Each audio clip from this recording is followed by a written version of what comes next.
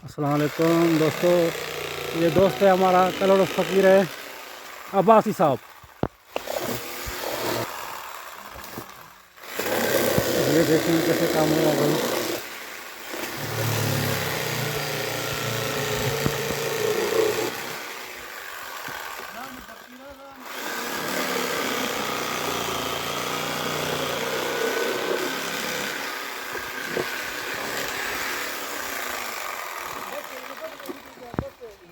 या खाजी कहानी